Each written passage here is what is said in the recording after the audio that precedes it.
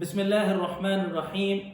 الحمد لله رب العالمين والصلاة والسلام على رسوله النبي الكريم محمد وعلى آله وصحبه أجمعين ومن تبعهم بإحسان ودعا بدعوتهم إلى يوم الدين. أما بعد، فقال الله سبحانه وتعالى: فأعوذ بالله من الشيطان الرجيم. بسم الله الرحمن الرحيم. جزاء وفاقا إنهم كانوا لا يرجون حسابا وكذبوا بآياتنا كذابا وكل شيء أحصيناه كتابا فذوقوا فلن نزيدهم إلا عذابا وكل شيء أحصيناه كتابا فذوقوا فلن نزيدكم إلا عذابا. صدق اللہ العظیم. محترم ناظرین، السلام علیکم ورحمۃ اللہ وبرکاتہ. جیسا کہ آپ جانتے ہیں، سورہ نبا کے تعلق سے گفتگو چل رہی ہے اور جو موضوع ہے وہ انہی قرآن کے اس آخری حصے کی جو مکی صورتوں کا مجموعی عنوان ہے: آخرت، قیامت، حساب و کتاب، بعث بعد الموت، جنت اور دوزخ اور اس کے حالات. اس سلسلے میں ایک سوال کے ذریعے سورہ شروع ہوئی تھی. پھر اللہ تبارک و تعالیٰ نے اپنی کچھ ان عظیم قدرتوں کا تذکرہ کیا تھا جس سے اللہ تبارک و تعالیٰ کے قیامت کے برپا کرنے اور بعث بعد الموت پر قادر ہونے کو ثابت کرتا ہے. پھر اس کے بعد قیامت کے وقوع کے حالات بیان کیے گئے کہ وَيَوْمَ يُنفَخُ فِي الصُّورِ فَتَأْتُونَ أَفْوَاجًا وَفُتِحَتِ السَّمَاءُ فَكَانَتْ أَبْوَابًا وَسُيِّرَتِ الْجِبَالُ فَكَانَتْ سَرَابًا إِنَّ جَهَنَّمَ كَانَتْ لِلطَّاغِينَ مَآبًا. کہ قیامت کا دن طے شدہ ہے، سور پھونکا جائے گا تو تم اللہ تبارک و تعالیٰ کے حضور کھڑے ہو جاؤ گے. آسمان پھٹ جائے گا، آسمان کھل کر دروازے بن جائے گا. اور پھر اللہ تبارک و تعالیٰ نے جہنم کے اور جنت کا تذکرہ شروع کر دیا. پہلے جہنم کا تذکرہ کیا گیا کیونکہ قیامت کی ہولناکی بیان کی گئی، اور قیامت کی ہولناکی کا سامنا حقیقت میں کفار و مشرکین کریں گے. قیامت کا انکار کرنے والے، اللہ کا انکار کرنے والے حقیقتاً قیامت کی ہولناکیوں کا حاصل مقابلہ کریں گے. اور قیامت کی تمام ہولناکیوں سے بڑی جو ہولناکی ہے اور قیامت کے خطرات میں جو سب سے بڑا اصل خطرہ ہے وہ ہے کہ والعیاذ باللہ کسی شخص کا جہنم میں چلا جانا. اسی لیے اللہ تبارک و تعالیٰ نے جہنم سے گفتگو کو شروع کیا اور یوں کہا ہے نا: ان جہنم کانت للطاغین مآبا لابسین فیہا احقابا. کہ جہنم کافروں کا ٹھکانہ ہے، جہنم کافروں کی آماجگاہ ہے نا. لابسین فیہا احقابا، اور وہ اس میں زمانوں مدتوں وہ اس کے اندر پڑے رہیں گے، مدتوں وہ اس کے اندر ٹھہریں گے. پھر جہنم کے اندر عذاب کی کیفیت کو بتایا گیا، جہنم کی ہولناکی اور سختی کو بتایا گیا. اور سختی کے لیے بطور مثال ایک چیز دی گئی کہ لا یذوقون فیہا بردم ولا شرابا، کہ وہاں جلنے کا عذاب ہے. اور یہ جلنا ظاہر سی بات ہے دنیا کے جلنے سے الگ طرح کا ہے، کیونکہ وہاں ابدی حیات ہے. یہاں انسان اگر جلتا ہے تو کچھ تکلیف، بہت زیادہ تکلیف ہوتی ہے، لیکن اس تکلیف کو بھگتنے کے بعد وہ مر جاتا ہے.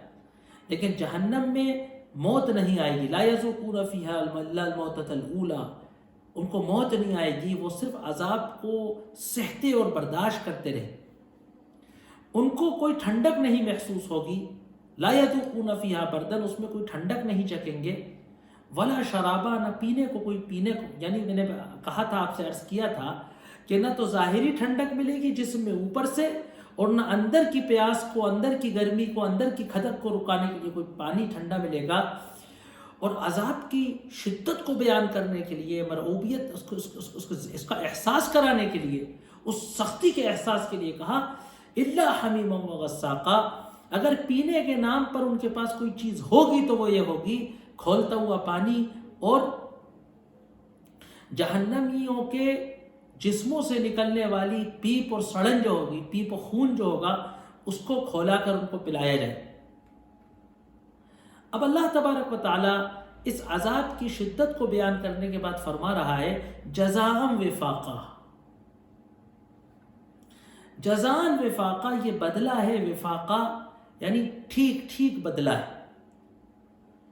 اللہ تبارک و تعالیٰ یہ بات بیان کر رہا ہے کہ یہ کوئی ظلم نہیں ہے، یہ ان پر زیادتی نہیں ہے، یہ بالکل ٹھیک بدلہ ہے کہ جیسے ان کے اعمال تھے، جیسی ان کی روش تھی، جس طریقے سے وہ انکار کرتے تھے، جس طریقے سے وہ اللہ تبارک و تعالیٰ سے بغاوت کرتے تھے، اللہ تبارک و تعالیٰ سے سرکشی کرتے تھے، اللہ تبارک و تعالیٰ کی دی ہوئی نعمتوں کا اللہ تبارک و تعالیٰ کے خلاف استعمال کرتے تھے، تو یہی ان کا بدلہ ہے، ٹھیک ٹھیک بدلہ ہے، بالکل ایکوریٹ بدلہ ہے، جزاء وفاقا۔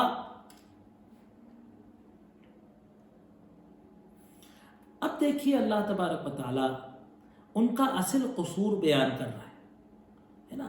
دیکھیے اصل میں مسئلہ یہ ہے کہ اصل قصور نہیں ہے کہ وہ فلاں عمل کرتے تھے، یہ عمل کرتے تھے، یہ عمل کرتے تھے، یہ عمل کرتے تھے۔ یہ جتنے اعمال ہیں، یہ جتنے کردار ہیں، یہ جو اعمال ہیں اور کردار ہے، یہ نتیجہ ہے ایک عقیدے کا۔ اصل خرابی اس عقیدے کی وجہ سے زندگی کے اندر آتی ہے، اس کو قرآن اصل غلطی ان کی گنا رہا ہے نا۔ تو کہہ رہا ہے قرآن انہم کانوا لا یرجون حسابا، اتنا سخت عذاب، اتنی سخت سزا، اتنا جس کو ہم ہندی میں کہنا اتنا کٹھور برتاؤ ان کے ساتھ کیوں ہو رہا ہے؟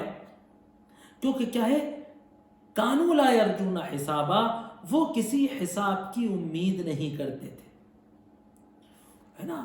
ان کی پوری زندگی کی، ان کی پوری رو روش کی جو خرابی تھی وہ یہ تھی کہ وہ حساب و کتاب کے منکر تھے، آخرت کا انکار کرتے تھے، ان کو کسی حساب کی امید نہیں تھی، ان نے بے لگام زندگی گزاری تھی، چھٹا زندگی گزاری تھی، وہ زندگی گزاری تھی جس میں کسی کے سوال پوچھنے کی، اللہ کے حضور کوئی حساب دینے کی، جس کے اندر کوئی اندیشہ نہیں تھا، ہے نا۔ تو ان نے خود سری کی زندگی گزاری تھی، ہے نا، بغیر کوئی بندشوں والی زندگی گزاری تھی، لا یرجون حسابا۔ اور دوسرا قصور کیا تھا کہ وَكَذَّبُوا بِآيَاتِنَا كِذَّابًا، اور انہوں نے جھٹلایا ہماری آیتوں کو جھٹلانا، کذابا۔ یہ عربی کے اندر یہ طریقہ ہے کہ جیسے کہیں گے ضرب ضربن، اکل اکلن، ہے نا، کذب کذابن، تو یعنی یہ فعل کے اندر مبالغے کو بیان کرنے کے لیے یہ طریقہ استعمال کیا جاتا ہے، جیسے ضرب ضربن، سخت مار ماری۔ تو کذبوا بآیاتنا کذابا، ان نے ہماری آیتوں کو یکلخت جھٹلا دیا، ہے نا، یکلخت ہماری آیتوں کو، مکمل ہماری آیتوں۔ تو دو ان کے قصور گنائے گئے کہ ایک تو آخرت کا منکر تھے، حساب و کتاب کے قائل نہیں تھے، عمل ایسا کیا کہ جیسے کسی کو حساب نہیں پیش کرنا ہے، کسی کے سامنے جواب دہ اپنے آپ کو نہیں سمجھتے تھے، اور اللہ تبارک و تعالیٰ کی جو آیات تھیں، جو اللہ تبارک و تعالیٰ کا قرآن کے اندر جو اللہ تبارک و تعالیٰ نے وحی بھیجی، جو ہدایتیں بھیجی، جو انسان کی زندگی کو صحیح رخ پر چلانے والی جو اللہ نے ہدایت بھیجی تھی، اس کا انکار کر دیا۔ ماننا تو الگ رہا، اس کو قبول ہی نہیں کیا، اس کا انکار۔ تو وَكَذَّبُوا بِآيَاتِنَا كِذَّابًا۔ اب مسئلہ یہ ہے کہ آپ نے بغاوت و سرکشی کر دی ہوتی، لیکن سامنے والی ذات ایسی ہوتی کہ جس کو علم نہیں ہو پاتا، یا علم ہو جاتا تو وہ ثبوت کہاں رکھتی، آپ عدالت میں پیش نہیں کر پاتے، آپ عدالت میں انکار کر دیتے۔ لیکن سوال یہ ہے کہ آخرت کے منکر تھے، قرآن کی آیتوں کو جھٹلاتے تھے، اور اللہ تبارک و تعالیٰ کی ہستی اور اللہ تبارک و تعالیٰ کی قدرت اور اللہ تبارک و تعالیٰ کا علم ایسا تھا کہ اللہ نے ہر چیز کو شمار کر کے رکھا، وَكُلَّ شَيْءٍ، اور ہر چیز کو، ان کے ہر قول کو، ان کے ہر فعل کو، ان کے ہر برتاؤ کو، ان کے ہر گناہ کو، ان کی ہر نالائقی اور ہر بدبختی کو، ان کی ہر بغاوت کو ہم نے لکھ کر رکھا ہے، احصیناہ، ہم نے سب کو شمار کر ہوا ہے، گن کے رکھا ہے، کتابہ، ایک کتاب میں ریکارڈ کر کے رکھا۔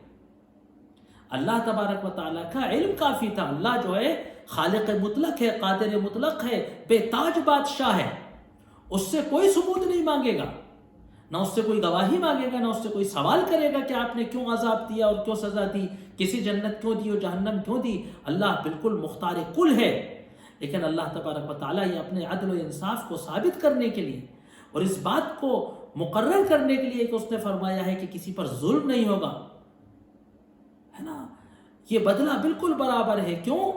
کیونکہ ان کی لغزشوں کو، ان کی سرکشیوں کو، ان کی بغاوتوں کو، ان کی خودسریوں کو اگر شمار کیا جائے تو ہم نے ان سب کو فی کتابہ، ایک کتاب کے اندر ہم نے لکھ کر رکھا ہوا ہے۔ اب علماء نے کہا کہ اس سے مراد لوح محفوظ ہے، کہ جس کے اندر ما کان و ما یکون، جو کچھ دنیا میں آج تک جو کچھ کائنات میں ہوا ہے، وجود میں جو کچھ ہوا ہے اور جو کچھ ہوگا سب اس کے اندر لکھا ہوا ہے۔ اور بعض نے کہا اس سے مراد نامہ اعمال ہے، تو کوئی تضاد نہیں ہے، ظاہر سی بات ہے نامہ اعمال جو ہے وہ لوح محفوظ اوریجنل ریکارڈ ہے، اور نامہ اعمال ہر ایک کے ریکارڈ کا الگ کتاب ہے۔ تو وَكُلَّ شَيْءٍ أَحْصَيْنَاهُ كِتَابًا، ہم نے ان کی تمام کرتوتوں کو ایک کتاب میں، ایک ریکارڈ میں، نامہ اعمال میں لکھ چھوڑا تھا، اور اب اس کو پیش کر کے اس کی بنیاد پر ان کو سزا دی گئی ہے، اور یہ سزا بالکل برابر ہے۔ فَذُوقُوا فَلَن نَّزِيدَكُمْ إِلَّا عَذَابًا، اب اس پورے عذاب کے اوپر ایک اور توفیق یہ ہوئی کہ اللہ تبارک و تعالیٰ فَذُوقُوا، بس اب کیونکہ تم نے دنیا میں بغاوت کی زندگی گزاری، ہمارے انبیاء نے آ کر تم کو دعوت دی، تم کو بات سمجھانے کی کوشش کی، تمہارے سامنے جو ہے بات کو پیش کیا، تم پر محنت کی، تمہارے گڑ گڑا کر تمہاری خوشامد کر کر کے تمہیں سمجھایا، لیکن تم اپنی ہوس میں لگے ہوئے تھے، اپنے مادہ پرستی میں لگے تھے، تم اپنی خواہشات کی پوجا کرنے میں لگے ہوئے تھے، اور تم نے ان کی بات کو نہیں مانا۔ بس اب نتیجہ یہ ہے آج کہ آج تمہارے چیخنے سے، پکارنے سے، گڑگڑانے سے کوئی فرق نہیں پڑنے والا، بس فذوقوا، بس اب تو تمہاری زندگی کا اگلا مرحلہ کیا ہے کہ بس اب تو جو کچھ تم نے کیا تھا، اس کا خمیازہ اب تمہیں بھگتنا ہے۔ فذوقوا، بس اب چکو، فلن نزیدکم، بس ہم اب کچھ ہم نہیں کریں گے سوائے اس کے کہ ہم تمہارا نہیں بڑھائیں گے ہم بغیر تمہارا عذاب۔ جس طریقے سے جنت کے اندر نعمتوں میں اضافہ ہوتا رہتا ہے، آپ نے دنیا کی زندگی میں دیکھا ہوگا کہ ایک شخص کہتا ہے کہ میں مکان بنا لوں، صاحب اس سے بڑی بات کچھ نہیں ہو سکتی، اگر میں فلاں محلے میں ایک فلیٹ خرید لوں تو صاحب بس میری تمنا یہ ہے آخری۔ لیکن جب اس فلیٹ کو خرید لیتا ہے، اس میں رہنے لگتا ہے، تو اسے ایسا لگتا ہے کہ میں اس سے بڑے محلے کے اندر، اس سے قیمتی محلے کے اندر، اس سے اچھی کالونی کے اندر کوئی بڑا فلیٹ خریدوں۔ اگر وہ بھی مل جاتا ہے تو سوچتا ہے کہ اب میں کوئی ڈپلیکس خریدوں، میں کوئی ذاتی مکان خریدوں۔ وہ بھی مل جاتا ہے تو سوچتا ہے میری کوئی حویلی اور کوٹھی ہونا چاہیے۔ یہی حال روپیے پیسے میں ہے، یہی حال نوکری میں ہے، یہی حال زمین و جائیداد میں ہے، یہی حال تجارت و دکان میں ہے۔ تو یہ انسان کی فطرت ہے کہ جس چیز کو وہ آخری مطمع نظر سمجھ رہا ہوتا ہے، اگر وہ حاصل ہو جائے اور وہ ایک عرصے تک اس کے پاس رہے تو وہ اس کو عام وہ اس کو عادت سی ہو جاتی ہے، وہ پھر کمال، اور پھر پانے کا نشہ اس کو چاہتا ہے کہ کچھ اور ملے، اس سے اوپر کا ملے۔ تو اللہ تبارک و تعالی جنت کے اندر انسان کے اس فطری تقاضے کو پورا کرے گا، اور ہر دن جنت کی نعمتوں میں، جنت کی راحتوں میں، جنت کی سعادتوں میں، جنت کے لطف میں، جنت کے مرد اور عورتوں کے حسن و جمال میں، ان کے شباب میں اضافہ ہوتا رہے۔ دنیا میں جس طریقے سے اتار ہوتا رہتا ہے، گراوٹ آتی رہتی ہے، جنت میں اس طریقے سے اضافہ ہوتا رہے۔ اسی کا لازمی نتیجہ تھا کہ کافروں کے عذاب میں اضافہ، جیسے جنت والوں کی نعمتوں میں اضافہ ہونا تھا، تو جہنم والوں کی سزا کے اندر اور جزا کے اندر ان کے عذاب میں اضافہ ہونا تھا۔ اب یہاں اللہ تبارک و تعالی جنت والوں کا تذکرہ کر رہا ہے۔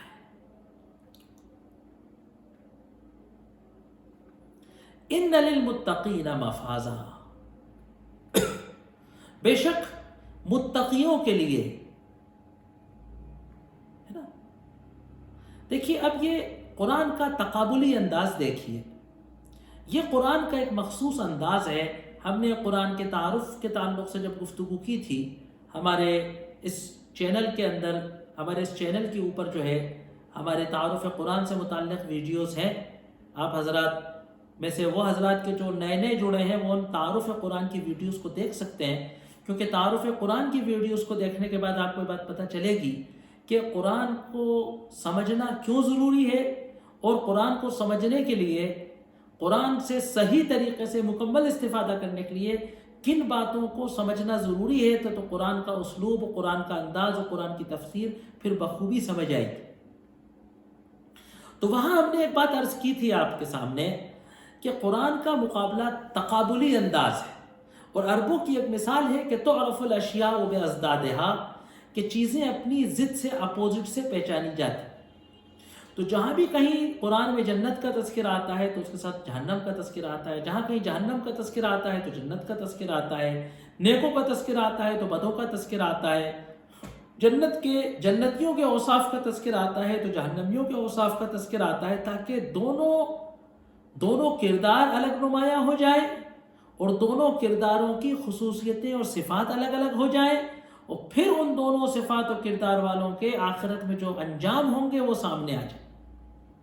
تو دیکھیے وہاں کہا گیا تھا ان جہنم کانت مرصادا للطاغین، جہنم بتائی تھی سرکشوں کے لیے جہنم بنائی گئی۔ تو اب یہاں یہ ضروری تھا کہ ہمیں بتایا جائے کہ جنت میں کون جائے گا۔ تو دیکھیے ایک بات میں عرض کیا کرتا ہوں، آپ بھی اگر قرآن کی تلاوت کریں گے تو آپ کے سامنے ایک بات آئے گی کہ قرآن پاک نے، اللہ تبارک و تعالیٰ نے پورے قرآن میں کہیں بھی مسلمانوں سے نہ تو جنت کا وعدہ کیا ہے، نہ آخرت میں، نہ تو جنت کا وعدہ کیا ہے، نہ دنیا میں نصرت کا وعدہ کیا۔ ہم اپنے آپ کو مسلمان کہہ کر خوش ہوتے ہیں، اور ہم اپنے آپ کو مسلمان ہونے کی وجہ سے جنت کا مستحق سمجھتے ہیں، اور ہم مسلمان ہونے کی وجہ سے اللہ کی نصرت کے منتظر ہیں، اور شاید نصرت نہ آنے پر ہم حیرت زدہ اور پریشان بھی ہوتے ہیں، کبھی ہم مایوس بھی ہوتے ہیں، کبھی ہم زبان سے ایمان کو بگاڑ دینے والے الفاظ کبھی استعمال کر لیتے ہیں، اور شاید الفاظ کا استعمال کرنے میں اگر تکلف کرتے ہیں تو ہمارے دل و دماغ میں کبھی یہ خیالات آتے ہیں کہ اللہ تبارک و تعالی مسلمانوں کی نصرت کیوں نہیں کر رہا۔ لیکن اگر آپ قرآن کی تلاوت کریں گے اور تھوڑا سا اس پر غور و تدبر کریں گے تو آپ کو یہ بات پتہ چلے گی کہ اللہ تبارک و تعالیٰ نے پورے قرآن میں کہیں بھی مسلمانوں سے نہ تو جنت کا وعدہ کیا ہے، نہ دنیا میں نصرت کا وعدہ کیا ہے۔ جتنے بھی اللہ نے وعدے کیے ہیں وہ یا تو مومنین سے کیے ہیں، یا متقین سے کیے ہیں، یا محسنین سے کیے ہیں، یا صابرین سے کیے ہیں، یا اسی جیسے کچھ الفاظ استعمال کیے گئے۔ لہٰذا ہم کو یہ بات سمجھنی ہوگی کہ اگر ہم کو کامیابی چاہیے، اگر ہم کو کامیاب ہونا ہے، اگر ہمیں دنیا اور آخرت کی زندگیوں کے اندر اگر ہم کو کامیابی چاہیے تو ہم کو اپنے اندر یہ اوصاف پیدا کرنا ہوں گے کہ جن پر اللہ تبارک و تعالیٰ نے نصرت کے اور فوز اور فلاح کے اور جنت کے وعدے کیے ہیں۔ اسی لیے اللہ تبارک و تعالیٰ یہاں سرکشوں کے مد مقابل کہہ رہا ہے ان للمتقین مفازا، بے شک متقیوں کے لیے مفازا کامیابیاں ہیں۔ متقی کسے کہتے ہیں؟ یہ بات کئی بار آتی ہے اور کئی بار آتی رہے گی، کیونکہ اللہ تبارک و تعالیٰ نے انگنت جگہ قرآن میں تقوی اختیار کرنے کو کہا ہے۔ متقی کا مطلب سمجھنے کے لیے یا قرآن میں آنے والی کسی بھی اصطلاح کو سمجھنے کے لیے سب سے اچھا طریقہ یہ ہے کہ آپ خود اس کی اسٹڈی کریں۔ یقین مانیے اگر ایک بار آپ نے خود اس کی اسٹڈی کرنے کی کوشش کری تو آپ پر ایسا گوشے کھلیں گے اور آپ پر ایمان کا یا تقوی کا یا صبر کا یا احسان کا وہ مفہوم کھلے گا کہ جو کئی تقریروں سے، کئی لیکچر سے، کئی محاضروں سے، کئی گھنٹوں کے خطابات سے آپ کے دل و دماغ کے اندر وہ بات نہیں پیوست ہوگی جو آپ خود اسٹڈی کر کے کر سکتے ہیں۔ وہ بڑی سمپل اسٹڈی، بڑی سمپل اسٹڈی۔ آپ ایک بار قرآن اٹھائیں اور اگر آپ اس لائق ہو گئے ہیں کہ قرآن کا مفہوم و ترجمہ سمجھتے ہیں، یا یہ کہ آپ کسی ترجمے والے قرآن کے ذریعے اگر قرآن کے ترجمے کو سمجھنے کے اہل ہو گئے ہیں تو آپ اس پریکٹس کو ایک بار کر کے دیکھیے. مصحف شریف اٹھائیے اور تلاوت کرنا شروع کریے اس کی پہلے لفظ بسم اللہ الرحمن الرحیم الحمدللہ رب العالمین سے، اور ایک ڈائری ساتھ رکھیے، نوٹ بک رکھیے، اور جیسے ہی آپ پڑھیں کہ الف لام میم ذالک الکتاب لا ریب فیہ ھدی للمتقین تو نوٹ کر لیجئے سورہ بقرہ آیت نمبر 31. سورہ ناس تک پورا مصحف پڑھ ڈالیے، اور جہاں کوئی ایسی آیت آئے کہ جس میں متقی کا لفظ آئے، تقوی کا لفظ آئے، اس کو لکھ لیجئے. جہاں اللہ کہیں متقی کہے، متقین، تقوی، تقات، اس کو لکھ لیجئے. پھر اس ڈائری کو اٹھائیے اور ان تمام آیات کو سامنے رکھیے جتنی آیتیں آپ کے سامنے آ گئی، اور پھر ان میں سے ہر آیت کو ترجمے کے ساتھ پڑھ کر دیکھیے کہ کس صفت پر اللہ نے متقی کہا، یا کس صفت کی ڈیمانڈ کرتے ہوئے اللہ نے متقی کہا ہے نا، یا کس کافروں کی صفت کے برمقابلے لفظ تقوی کا یا لفظ صبر کا یا لفظ احسان کا استعمال کیا. تو آپ کو وہ تقوی کا مفہوم آپ کے دماغ میں آئے گا کہ جو قرآن کا تقوی کا، قرآن کا مجموعی مفہوم، کلی مفہوم. اب دیکھیے یہاں اللہ تبارک و تعالی متقین استعمال کر رہا ہے طاغین کے بدے مقابل، ہے نا. ہم کہیں کہ بھائی اچھے بچے ادھر کھڑے ہو جاؤ، گندے بچے ادھر کھڑے ہو جاؤ، چھوٹے چھوٹے بچوں کو اچھے اور گندوں کا نا.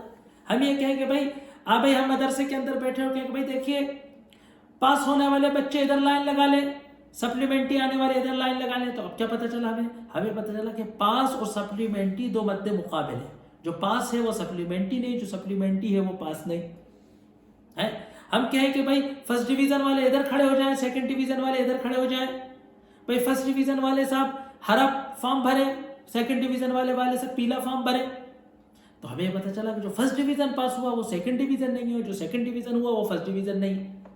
تو ہمیں مراد ہے نا. تو اس طریقے سے جب ہم مطالعہ کریں گے تو ہمیں اصطلاح کا وہ کلی مفہوم سمجھ آ جائے گا کہ اللہ تبارک و تعالی جب لفظ تقوی استعمال کرتا ہے تو اس سے کیا کیا مراد ہو سکتا. تو یہاں پر جو لفظ تقوی آیا ہے وہ سرکشی کے برخلاف آیا ہے. تو ہمیں پتہ چلا کہ متقیوں کی بہت ساری صفات میں سے ایک صفات یہ ہے کہ جو سرکش نہ ہو، جو مطیع اور فرما بردار ہو، جو اللہ کے احکامات کو مانتا ہو، وہ متقی ہے.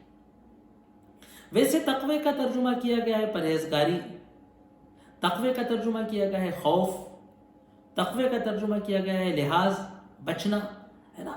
ہم مجموعی طور سے تمام مفہوموں کو ملا کر ترجمہ کرتے ہیں کہ متقی کہتے ہیں اس شخص کو کہ جو اللہ کے ہے نا اللہ کا لحاظ کر کے ہے نا اللہ کے عذاب سے ڈر کر، اللہ کے مقام کا لحاظ کرتے ہوئے، اللہ کے عذاب کے خوف سے ہے نا اللہ کی ممنوعات کو، اللہ کی منع کردہ چیزوں سے بچتا ہو، پرہیز کرتا ہو، یہ متقی ہے.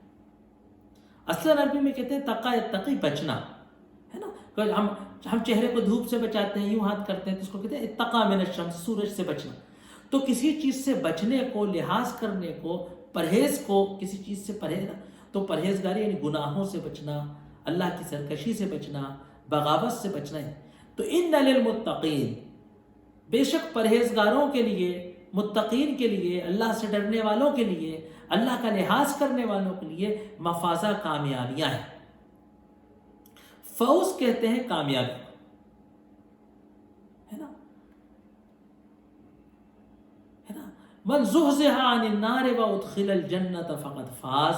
پس جو جہنم سے کھسکا لیا گیا، وادخل الجنہ، اور جنت میں داخل کر دیا گیا، فقط فاز، تو وہ کامیاب ہو گیا. فاز یفوز فوزا، کامیابی. مفاز جو ہے یہ یا تو اس کا مطلب کامیابی ہے، اور ایک مطلب اس کا یہ ہے کہ مفازن ہے یہ جگہ ہے، یعنی کامیابی کی جگہیں، یعنی کامیابی کے نتیجے میں جو جنت ملے گی اس کو مفاز. ان للمتقین مفازا، متقیوں کے لیے مفازہ ہے، کامیابی کی جگہیں ہیں، ہے نا. کیا ہے؟ اب جنت کی نعمتوں کا تذکرہ ہو رہا ہے. مفازہ یعنی جنت ہے. حدائق و اعنابا، دیکھیے جنت کی چند نعمتوں کا یہاں تذکرہ کیا گیا ہے. الگ الگ جگہوں پر، الگ الگ موقعوں پر جنت کی مختلف نعمتوں کا تذکرہ کیا جاتا ہے. حدائق و اعنابا کیا ہے؟ باغات. حدیقۃ جمع حدائق. عربی زبان بڑی وسیع ہے، اس کے اندر باغ کے لیے عربی زبان میں کئی الفاظ آتے ہیں. خاص طور سے جو مستعمل ہے وہ ہے بستان، حدیقہ، جنہ، اور احادیث کے اندر آتا ہے حائطن. حائط کہتے ہیں اس باغ کو کہ جو رہائشی علاقے کے قریب میں ہو اور اس کے ارد گرد دیوار بنی ہوئی ہو، فصیل کھچی ہوئی ہو، اس کو حائط کہا جاتا ہے. بستان کہتے ہیں بستان جمع بساتین، پھلوں کے جو باغات ہوتے ہیں، کاشت کے لیے جو باقاعدہ باغ لگائے جاتے ہیں، ان کو عام طور سے بستان کہا جاتا ہے. بستانی عربی میں باغبان کو کہا جاتا ہے. حدیقت کہتے ہیں باغ کو، خاص طور سے اس باغ کو کہ جس میں یعنی پارک کا تصور ہو، جس میں درخت بھی ہوں، پھول ہوں، سجاوٹ ہو، ہے نا، ندیاں ہوں، جس میں مطلب یعنی جس طریقے سے کہتے ہیں نا گارڈن، پارک، اور جس میں یعنی کہ تفریح کا مزاج زیادہ ہو. بستان تو بھئی پھل کے درخت لگائیں کمائی کے لیے، ہے نا، کوئی ضروری نہیں ہے کہ بہت خوبصورت لگ رہے ہوں. مقصد ہے کہ بھئی امرود کا باغ لگائیں، امرود بیچا کریں گے. حدیقے کا تصور جو ہے وہ ہے تھوڑا سا عیش و عشرت کے انداز میں، تفریح اور لگزریس کے تصور میں. آخری لفظ آتا ہے جنتن، جمع جنان یا جنات، ہے نا. جنہ کہتے ہیں ایسے باغ کو کہ جس میں بڑے گھنے درخت ہو. اصلاً جنہ کہتے ہیں ان کو جہاں جھاڑیاں ہوں، ہے نا، ایسے اتنے درخت ہوں کہ وہ ایسے شاخیں ان کی ایسے گتھم گتھا ہوں، سایہ ہو جائے پورا. بعض لغوی حضرات نے کہا ہے کہ جنت کہتے ہیں ان عظیم باغات کو کہ جن میں دیگر پھلوں کے درختوں کے ساتھ انگور کی بیلیں خاص طور سے ہو. عربوں کی یہاں انگور کی بیلوں کی بڑی اہمیت تھی، اور یہ انگور کی بیلیں وہ صرف جو ہے شام کے اندر، اردن کے اندر بڑے بڑے جو رومی بادشاہ ہوا کرتے تھے اور جو ان کے بڑے بڑے باغات ہوا کرتے تھے. اور کیونکہ انگور بہت قیمتی پھل ہے، اور خاص طور سے اس زمانے میں کہ جب انگور کی شراب بنتی تھی اور وہ بہت قیمتی مانی جاتی تھی عربوں کی یہاں، تو قرآن عربی میں نازل ہوا، اور عرب نفسیات میں جنت جو ہے وہ تمام باغات میں سب سے اعلیٰ درجے کی باغ ہے، کیونکہ اس کے اندر مختلف قیمتی درختوں اور پھلوں اور میووں کے ساتھ انگور جیسی قیمتی درخت کی بیلیں ہیں. قرآن نے اس میں سے لفظ حائط اور بستان کا استعمال نہ کرتے ہوئے حدیقہ اور جنہ کا استعمال کیا ہے نا. تو یہاں حدائق و اعنابا، یہ جنت کا ترجمہ ہے کہ باغات ہوں گے، پارک ہوں گے، حدیقے ہوں گے، ہے نا، گارڈن ہوں گے، لانز ہوں گے، وَأَعْنَابًا، اور انگور کی بیلیں ہوں گی، انگور کے بڑے بڑے باغات ہوں گے، ہے نا.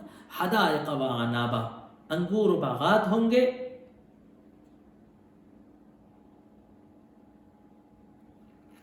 وَكَوَاعِبَ أَتْرَابًا، پھر حوروں کا تذکرہ آ رہا ہے کہ اللہ تبارک و تعالیٰ کواعب اترابا.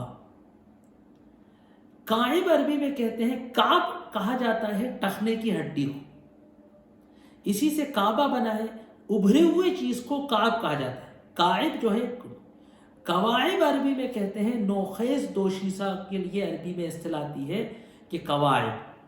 یہ قرآن نے جنت کی حوروں کے لیے اس لفظ کا استعمال کیا ہے نا، کہ بالکل بھرپور جوان لڑکیوں کو کواعب کہا جاتا ہے کہ جن کے اندر ابھار آ رہا. تو جو ابھرتی ہوئی عمر ہے، خاص طور سے یہ اس زمانے میں کہ جس زمانے میں باندیاں ہوتی تھیں اور وہ خریدی بیچی جاتی تھیں، اور جو بڑے بڑے بادشاہ ہوتے تھے روم اور ایران کے، اور ان کے پاس یعنی سونا چاندی ہے، جو چاہے دنیا کی جہاں جہاں سے دنیا کی حسین لڑکیاں اور باندیاں خرید کے منگا سکتے ہیں، تو اس عمر کی لڑکیوں کو منگا کر اور وہ بادشاہوں کی محلوں کی اور ان کی حرم خانوں کی زینت بنتی تھیں، فخر و مباحات ہوتا تھا۔ اللہ تبارک و تعالیٰ نے جنت کے اندر جنتیوں کے لیے وہ تصور پیش کیا کہ وہ کواعب اترابا، کواعب اتراب یعنی اتراب کہتے ہیں ہم جولی کو، ایک عمر کی، ہے نا، کہ وہ جو قوائبات، اب ہوتا کیا ہے کہ صاحب بھائی آپ کے پاس ایک باندی جوان ہے ایک ادھیڑ ہے، تو کہا کہ اترابا، ساری جنت کی جو عورتیں ہوں گی وہ ہم عمر ہوں گی، ایک عمر کی ہوں گی۔ بعض حضرات نے کہا کہ وہ ساری حوریں ایک عمر کی ہوں گی، اور بعض نے کہا کہ عمر کی سے مطلب کہ مردوں اور عورتیں یعنی ہم عمر ہوں گے، تاکہ تفہیم و تفاہم ہے نا، میچر پنا جو ہے وہ یکساں ہو، ہے نا۔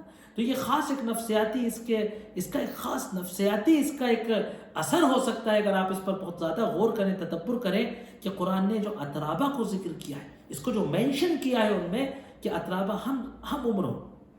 کسی جنتی کو یہ حسرت نہیں ہوگی کہ اس کی بیوی زیادہ عمر کی ہے، فلاں دوسرے کی بیوی کم عمر کی ہے، اور اسی طریقے سے جنت کی عورتوں میں سے کسی کو یہ احساس نہیں ہوگا کہ وہ زیادہ خوبصورت و جوان ہے، میں کم خوبصورت و جوان ہوں، سب یکساں حسن و جمال کی، سب یکساں عمر کی، سب یکسانیت کے ساتھ ہوں گی۔ یہ بہت بڑی جو ہے نفسیاتی جو ہے اس کے اعتبار سے بہت بڑی نعمت ہے۔